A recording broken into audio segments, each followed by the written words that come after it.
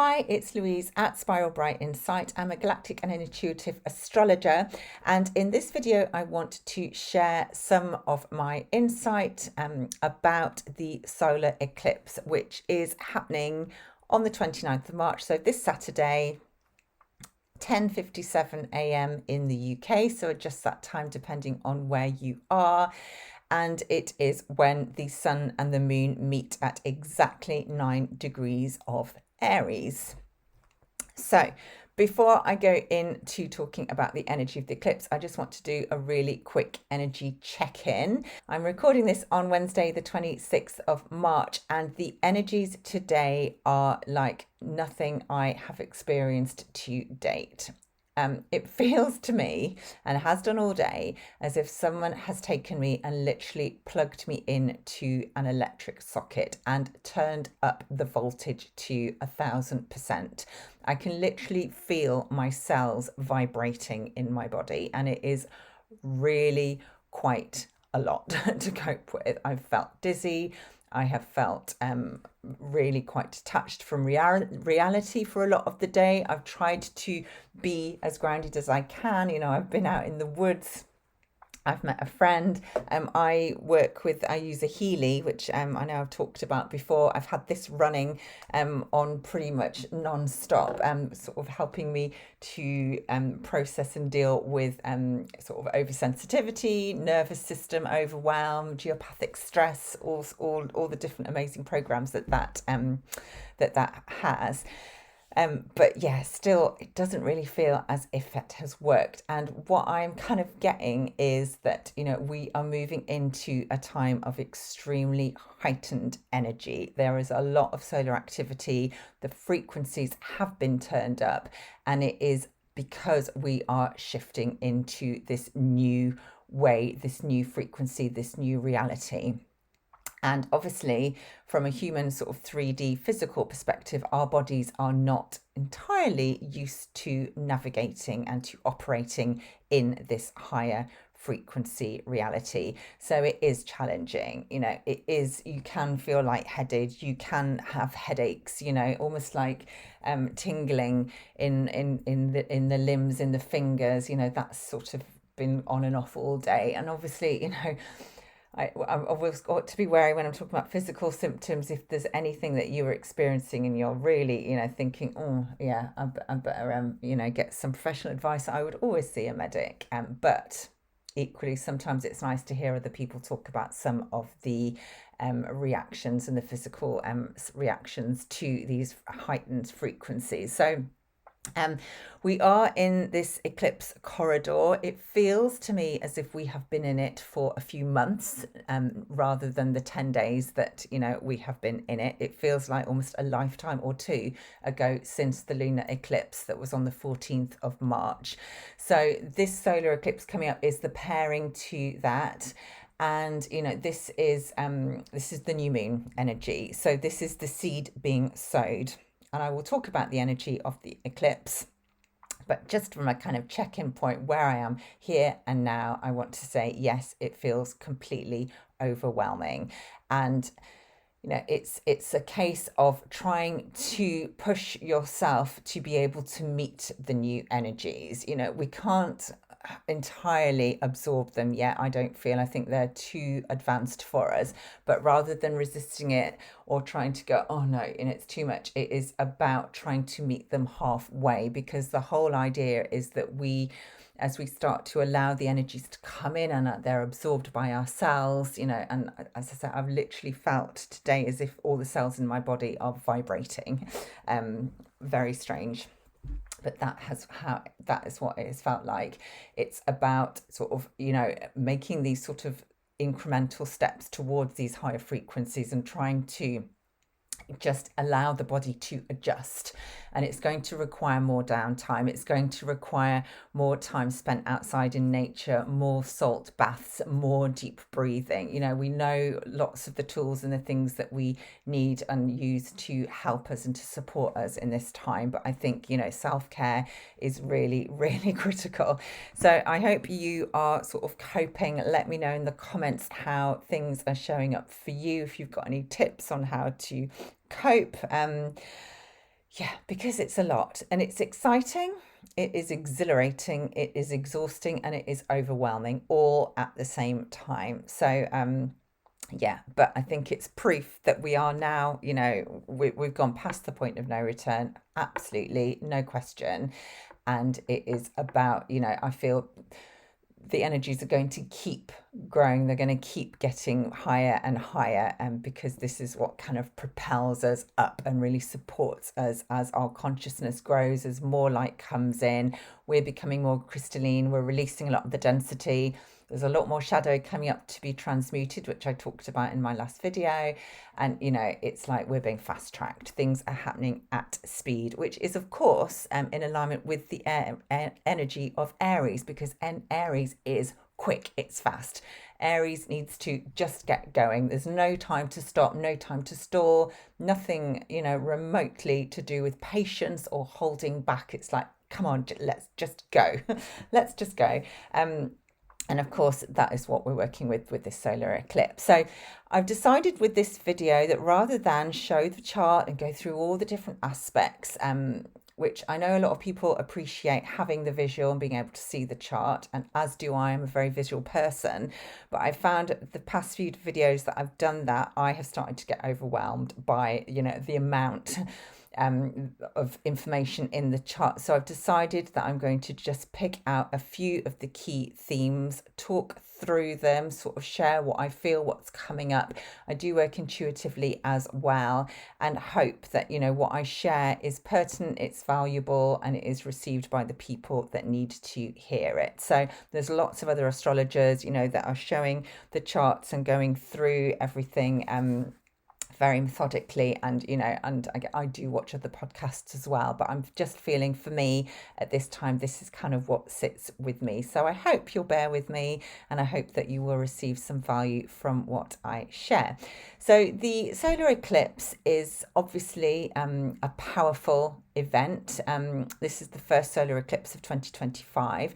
The fact that it is at 9 degrees exactly is quite significant, I feel. I think it's about the sixth consecutive new moon at 9 degrees, and this is the final one of this grouping. And of course, with the number nine, it is, as far as you can get before you go back to zero and then one again. So 9 is a number of completion, of endings, of closure. And it's always interesting when you get that combined with the energy of a new moon, which is about new seeds, new beginnings, new starts, rebirth. So that combination really, for me, epitomizes the whole energy that we have been working with, as we have such strong presence at the final degree and the final few degrees of Pisces, which is the end of the zodiac, and obviously working now with the energies at the start of the zodiac. So there is this real sort of interplay and this fragility between the endings, the closure, and the completion, and the sort of wrapping up and finishing off and destroying, in a way, although I use the word fragile and destruction. Obviously, that's a juxtaposition. But, we are really finishing and completing the old ways, the old self. There is a lot of destruction going on at this time, a lot of crumbling, a lot of dissolving. And actually, dissolving is probably a better word, because, things do dissolve when you have strong Pisces. At the same time, we have this energy of the new coming in, but it feels really, really fragile, really tender, but at the same time, really forceful and really powerful. So there's a lot of kind of conflicting, juxtaposed energies coming through. And that is, again, sort of enhanced with the fact that we're working with the 9 degrees, but it's a solar eclipse. So there's the old, the new, and it's like a fine line between those two states. And of course, we are in a 9 universal year. We are in the year of the snake. So there is a lot of shedding, releasing, letting go. And this is part of the process. This is the natural cycle of life. And with Aries, I'm reminded of spring, of rebirth, of shoots sort of coming up from the ground, new starts, regeneration. And it is very much as well about the self and the identity, the I am, the individual. So with Aries, we need to have courage because we are starting from scratch. It's like the 0 point. With Aries, there is a real sense of vulnerability and also naivety because with Aries, you don't have the experience to build on or to take with you. You know, you're starting from nothing, from the ground up, and you are sort of starting out, embarking on your journey around the wheel. You don't know what lies ahead. Nobody can really know what lies ahead, and that's what it feels like at the moment. So you have to have a lot of courage to really put that foot out onto the path and set forth and just go for it, which is really what Aries epitomizes. Lots of courage, lots of bravery. Aries is ruled by Mars, so this is the warrior energy comes in, the pioneer. You know, this is something we are going out to look for and start and seek something new, something exciting, but we don't actually know quite what it looks like yet. So there has to be a lot of faith, a lot of trust as well with Aries. And of course, Aries is also about leadership. It's about action. It's about drive, motivation. And again, there is this kind of underlying drive and action sort of energy signature, just holding space as we do embark on the new, not really knowing what the new looks like, but knowing that there's just no way we can go back to the old. And it's almost as if you don't really want to look behind you anymore, because if you do, you're going to see all the destruction and all the crumbling and the decay and the falling apart and the chaos that brings, and that can be quite destabilizing. So it's about keeping your eye out in front, you know, eyes on the prize, even if you don't know what the prize is. Keep, you know, looking at the road ahead of you and taking one step at a time. And again, that's also important to sort of to receive. It is about baby steps. You know, we don't really know quite what we're doing, but we know if we just keep on moving, we're going to get where we need to go. So when we're working with eclipse energy, things can happen that are totally unexpected. Eclipses are wild cards, and they are also course correctors. So if, you know, you've got slightly waylaid, and actually I believe that it's impossible to get waylaid because every part of our journey, you know, is significant and you know, designed for a purpose. But if you feel that perhaps things have got slightly, you know, gone skew with, then the eclipse can really make sure that you go back on track. And, you know, if sometimes we need quite a shove, you know, or a bit of a wild card type event to happen to get us back onto where we need to go. But it feels, you know, with the strong energies at the final degree, which is, of course, if you know about astrology, Neptune is at 29 degrees of Pisces, and we've also got Venus and the North Node in that third decan, along with Saturn, actually, the third decan of Pisces. So there's a lot of focus on the final degrees of the zodiac. And then we have this solar eclipse happening at 9 degrees of Aries. We also have Mercury in retrograde at 0 degrees of Aries. And we have Salacia, I'll talk about her, at 10 degrees of Aries. So there's a lot in this part of the chart, you know, the ending and the beginning. It's like almost being in the birth canal.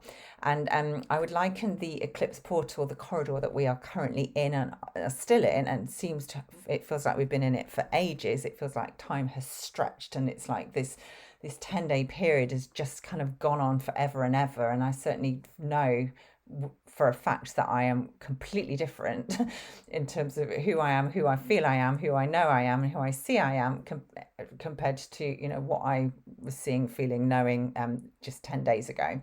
So we are in this really quite profound and quite unreal time where it is like the void, and in the void there is no time. Anything can happen, you know, things are shifting, we are releasing, we are letting go, we are bringing in new versions, we're trying them on, and everything just feels really quite surreal and quite out of time, which I think really helps to explain why so many of us are feeling just like, what the hell is going on? But there's also that kind of excitement and anticipation as well that comes in with it, because we can feel that things are changing. We know at a deep cellular level that things are changing for the better, and it is exciting.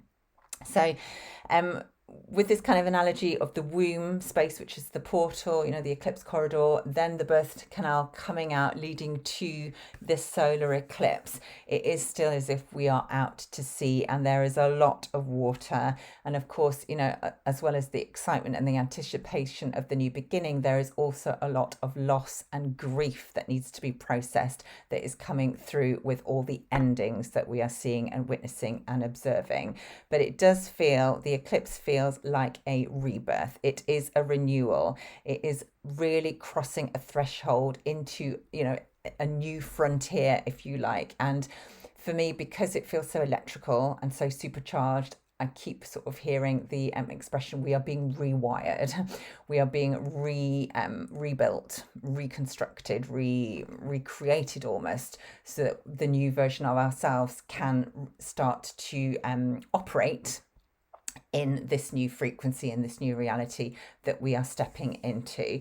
So, gosh, what a time of change. It is so powerful. It is so profound, and it is not without its bumps and its challenges. And there's a lot of shadow coming up. There's a lot of emotion. There's just a lot of releasing going on, and that is overwhelming. It's hard work. So I'd say, give yourself a break and pat yourself on the back, because this is hardcore, what it is that we are experiencing, even if it's hard to actually describe what that is. So let's talk about some of the key themes for this solar eclipse. Now, I've said about Neptune being at the final degree, pretty much almost the final minute. He's at 29 degrees 57 minutes of Pisces. So we are in the end days in terms of Neptune and his transit around the entire wheel. And that is very much about endings, releasing. There's a lot of very hard to pin anything down with Neptune at this point in the game. So that is creating this real sort of surreal, timeless, linear time is breaking down, what's real, what's not. There's illusion, there's clouds. It's all like, ooh, kind of you're out to sea. So we've got that energy in the background. Venus and the North Node are also in the late degrees of Pisces, so they are working together. And I've talked a lot about Venus retrograde and the fact that she is going back to find parts of the self, particularly in terms of self-worth, what we value, gifts and talents. And she is now in Pisces, so she's really starting to explore that at a very spiritual level, bringing in a lot of compassion, seeing things, from a much more unified perspective. And then the North Node moving back in Pisces is very much driving us towards our soul's growth, our soul's potential, and our soul's evolution, which is about bringing in that unity consciousness, having compassion for all, stepping into faith and sort of our spiritual selves as the way forward. Really, really beautiful. Now, I am getting the sense with this new moon that it's a solar eclipse, so there is a lot still in the dark, and often we need everything to go dark to be able to see the spark of light, the spark of life that is there, and to connect with that.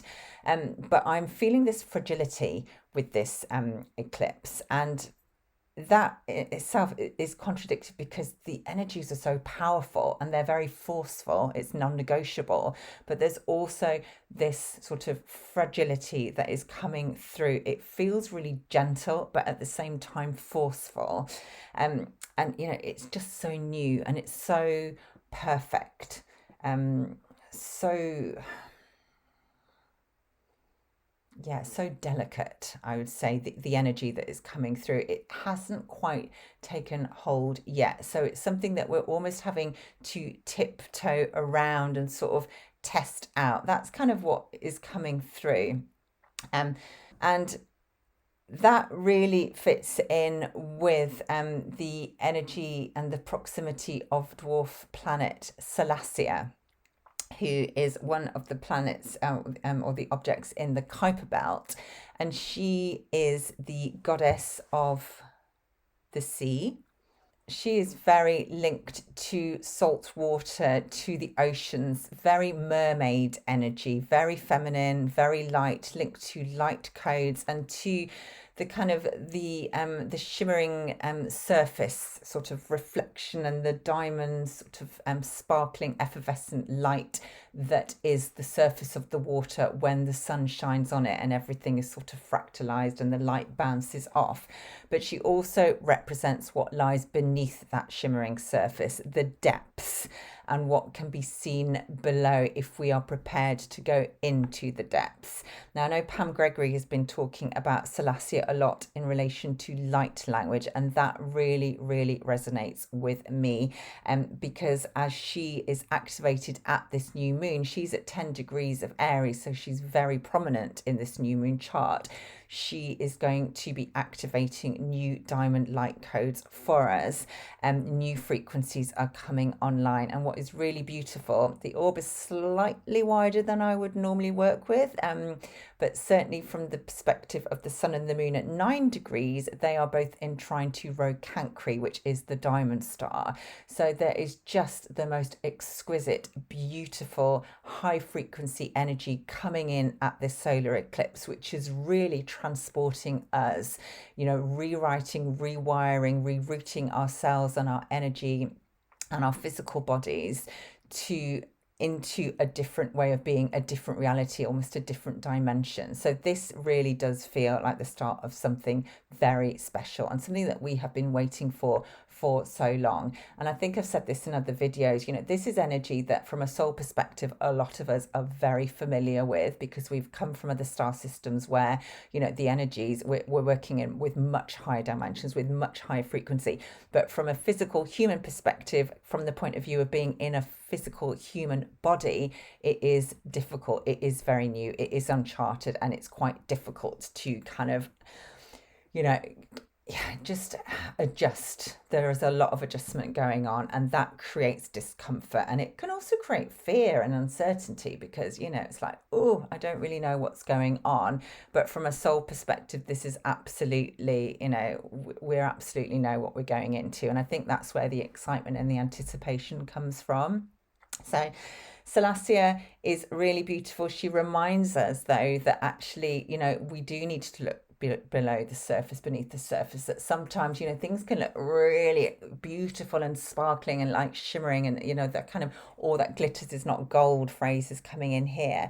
And it's about being able to look beneath the surface and see the reality. And sometimes there can be quite a lot hidden in the depths. It can be quite murky. And again, this is about the potential to almost wipe the slate clean, if you like, with these beautiful high frequency codes, clear out all that density, clear out that shadow, that corruption, all that murkiness, which has been part of our world for so long. So it feels like wiping the slate clean, rewiring, renewal, creating something really beautiful that is much more in alignment with where we need to be as a race, as humanity. So no big deal really. What else can we say? So the sun, the moon, and Salacia are also in a square to the Sphinx at 10 degrees of Capricorn, and I've talked about the Sphinx in very recent videos.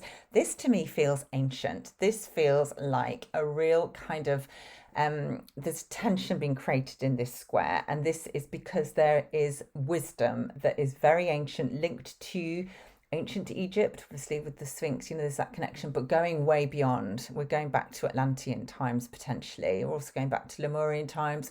We're going back to other star systems. There's a really strong link to Sirius when we're working with Atlantis and Egypt. So it feels like there is wisdom that we are going back to reclaim, and we cannot go forward without it. That is what the square feels like. And, again, when I've been tuning into this new moon and the Aries energy, it just feels primordial. So although this is very new and this is a new start and it's very exciting, we are also going back to retrieve very ancient information, wisdom, understanding, light codes, and a way of being that. So again, there is a familiarity there, but it's different because this time we're doing it with our human physical bodies, and that is where the pioneering sort of adventure comes from, because this is not something that we have ever done before. In fact, it has never been done before in any star system. So this really is new territory, and it's exciting. It's like an experiment. I mean, how we managed to get caught up in such an experiment, I think most of us ask that question on a regular basis. But at the same time, it's like, I just feel there's a lot of eyes on us and kind of watching this process, and like, oh, is it going to work? And yeah, well, hopefully it does. So what else can we bring up in the chart? So Mars is obviously the ruling planet of this solar eclipse. Mars is at 22 degrees of Cancer and is square Chiron and square Aries. So there is a really strong sense of, we've talked about Mars in Cancer a lot because Mars has been in retrograde from Leo back into Cancer, and is, now in direct motion. But in Cancer, it is about connecting with the Mars is the warrior, but it is the light warrior, the spiritual warrior, the kind of that fire that is internal, that is inside, deep within, and using that as a very stabilizing foundation and able to move forward. And with the square to Chiron, again, it is very, very healing. And of course, Chiron is in Aries. So Chiron is exploring the identity, where we don't feel enough, where we feel lack, where we have issues around our ego, perhaps. But again, this feels like it is coming to a head at the time of this eclipse. And Mars is also in a trine to Saturn at 24 degrees of Pisces. So this is a beautiful water trine. And with Saturn is here to teach us some lessons, to bring through wisdom, to bring through a sense of mastery. Father Time in the final degrees of Pisces has moved all the way around the zodiac in this current transit, and has got all that wisdom from that journey. And of course, I really feel that wisdom, that information, that insight is being carried in the waters. So this water trine is really alluding to the fact that we do have to connect to the waters, and the waters not only outside of ourselves, but the waters within, because we know, and I know a lot of people follow lots, different people that talk about this. There is a lot of information stored within the waters in our body, within the cells, the water in the cells of our bodies. And it is about tapping into that. And I think that is also where Salacia comes in to really boost that and to enforce that understanding and that wisdom as well. So really strong focus on the water and the energies and the wisdom and the information that is being carried in the water. And of course, water is also very cleansing, very purifying, will stir up emotions, but equally is requiring us to stay in the flow and just to, allow ourselves to be swept along and to really sort of almost step into that river and trust the flow and trust the journey. So I'm going to talk about some of the galactic alignments, because there's some really beautiful ones in this chart. And the main one, well, there's two actually that I want to bring to light in this video. The first is the Alpha Reticuli, or Alpha Reticulum, which is conjunct the Sun and the Moon and Salacia. And this is a star that does get a little bit of negative attention in galactic astrology, because there are some slightly darker, more nefarious associations with the star system, because it is said to be the home of the Greys. And obviously the Greys have got a reputation for abduction and experimentation and less than pleasant activity and behavior. And obviously if you're into sci-fi, we often see movies where there's all sorts of dodgy stuff going on, and I'm not sort of denying that is a truth. But I am always drawn to the archetypes of the stars, and the reticulum, is named after the reticle, which means net. And this is really interesting because this starts to bring in this imagery and the signature of the web, of weaving, of light weaving, of different strands sort of coming together. And sometimes they can be very tangled up and discordant, but when we're working with this energy, there is the ability to take those strands and to reorder them, almost to bring a new structure, to create a new pattern. So to take something that may be discordant or chaotic and bring it into a beautiful pattern that works, where the energies flow, where everything is aligned. And I'm thinking of sort of geometric patterns here when I'm sort of describing, what I see. So there's a really strong sense of the light weaver or the architect or engineer of light that comes through with this star. It is also linked to spider energy. And again, spiders are funny creatures, aren't they? Because so many of us have got really sort of phobias of spiders, and we've sort of almost been programmed to be fearful of spiders. But when you actually think about what the spider does, it is absolutely remarkable how the spider, from its own body, from its own system, can spin this web, which is really strong, and create the most exquisite patterns, and create this web which is effectively going to be its home. It can protect, it can it's like the source of the food, so it entraps its prey, but that is its sustenance, and that's what it needs to survive.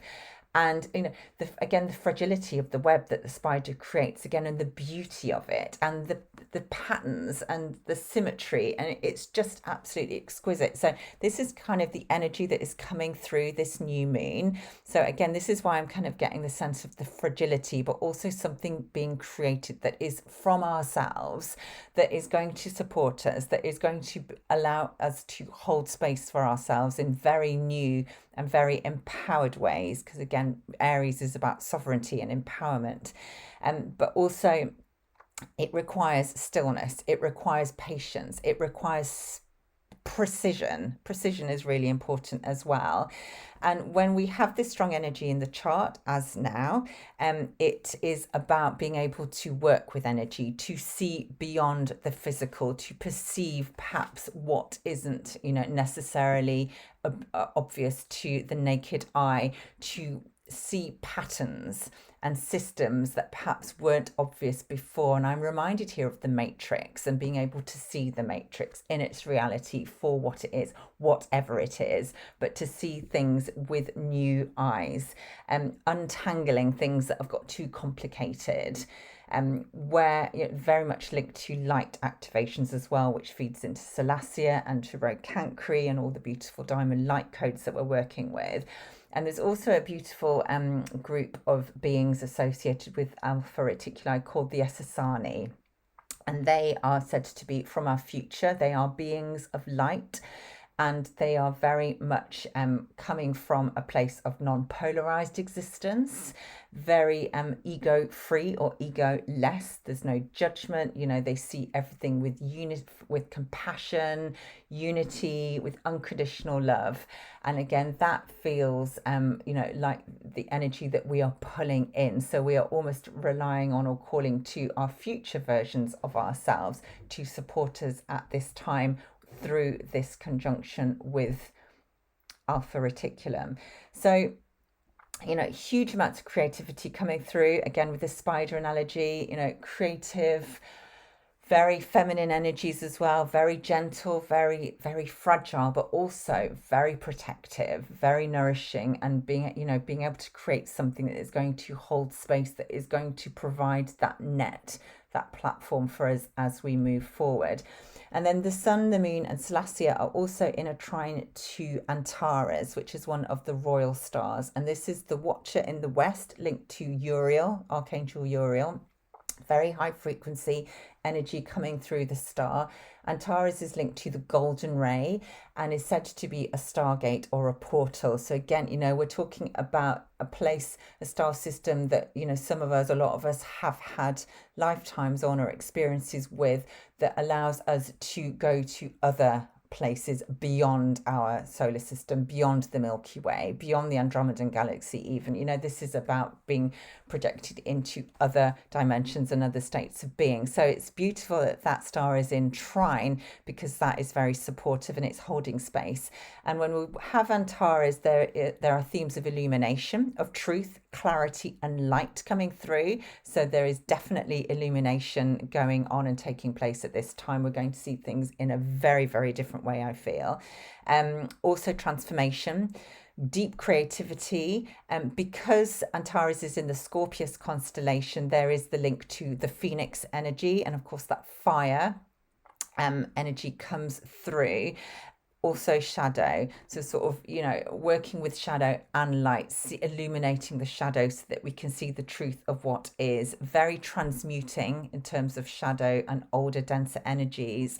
And there is also the strong archetype of the spiritual warrior, which I've mentioned it before with the Aries energy as well. This is about us stepping into a warrior phase, but with a very gentle, very compassionate approach. So not being aggressive, not creating conflict, but coming from a much more empowered, much more sovereign, and much more enlightened, higher consciousness space. So with Antares, often it is, if you've got it in your chart, you have the ability to be centered and to stand as almost in the eye of the storm, where everything sort of changes and moves and swirls around, but you are holding space. And this is what that star is doing for us, holding space for the changes that are coming through this solar eclipse, which is absolutely beautiful. Now, just going back to the web as well, obviously the web can, you know, it's double, it has a double meaning, because the web is a safe space. It's a net, it's something that holds you, that keeps you safe, that protects you, but equally it can entrap you. So again, you know, there's that fine line between, you know, being in the comfort zone, but actually that comfort zone holding you trapped and hidden and stuck, unable to move forward. So again, for me, it's often about perception and viewpoint. So, you know, and when we have a choice essentially about how we see things, and whether we see ourselves trapped or whether we see ourselves as sovereign and sort of building this new future. So again, it's interesting to see how this web, how the influence of Alpha Reticulum, the net, the matrix, etc., all those sort of stories can and are playing out. There's different ways of seeing it, and it is very much about perception and which are you choosing and which is going to be your truth, because of course everybody's version of truth is very different. But certainly we have the potential here to really untangle where there's been a lot of, you know, confusion and discord and, you know, cross wires. There is an opportunity here to untangle that and to bring order and to create a new pattern that is much more sustaining for us as we move forward. So there are a lot of other galactic alignments in the chart, but I am feeling that what I've brought through is possibly all I really want to at this stage, because I've talked about Pegasus and shit almost to death, because it's been such a strong influence in the chart, and it still is. Mercury, actually, it's worth saying that Mercury in retrograde is at 0 degrees of Aries at the time of this eclipse. So Mercury is going back to reclaim lost wisdom, lost understanding, new facts that perhaps we missed the first time round because they might have been hidden. Mercury is going back to make sure, you know, we've got everything that we need. A new understanding of the self is coming through his retrograde in Aries. And of course, just after the eclipse, Mercury is going to meet with Neptune at the very final degree of Pisces, because Neptune the next day moves into 0 degrees of Aries. So they're kind of crossing paths. Mercury's going back, we'll meet with Neptune, and then Neptune will move forward. So there's a real sort of crossover between the final degree and the very first degree, and literally minutes within it. So that is so powerful. But Mercury is sitting there at the 0 degree, holding space, like with this huge potential, this 0 point, you know, where anything is possible. There is limitless energy coming through Mercury at 0 degrees. And that also feels really, really potent. It's like 0 degrees of Aries is like a portal. It's like we have this ability to step through this portal with our mind into a new level of understanding. And Jupiter is opposing the great attractor, which is also really encouraging us to connect and to expand through our new level of psychic awareness and intuition and foresight. So we can, with the great attractor, we can almost see everything. Nothing is hidden. You know, we can see behind corners, we can see behind the curtain, we can see behind the screen, we can see if anyone's wearing a mask, we can see what is behind that mask. And again, that is probably also quite relevant because, you know, of these new frequencies, it's almost like dissolving anything that shouldn't be there. Everything is falling away, and we can sort of start completely fresh and new and really choose where it is that we are going. So I am going to finish it there. I could talk forever. I really could. But I hope you've sort of enjoyed what I have said. But yeah, this it feels really, really exciting, and I can't wait to see, you know, what comes from this solar eclipse and how, you know, the energies start to shift and reintegrate and rearrange themselves, you know, following it. So if you've got this far, you've got to the end, thank you so much for watching. Please do sign up for my mailing list if you're not already on it. You can access that on my website, spiralbright.co.uk. And thank you to anybody or those people who have given me super thanks. You know, I'm so grateful for any contributions, because anyone who does creates content will know it is time consuming. Even though I love it, it takes a lot of time. So yeah, I'm really grateful for any sort of contributions, you know, however small. Every little helps. So yeah, thank you so much for those of you who are being very generous. And yeah, I'm gonna, yeah, goodness me. Yeah, let's see what comes sort of in the coming weeks. I'm sure I will be back because there's loads more to share. There always is. But thank you as always for your support, and I will see you soon.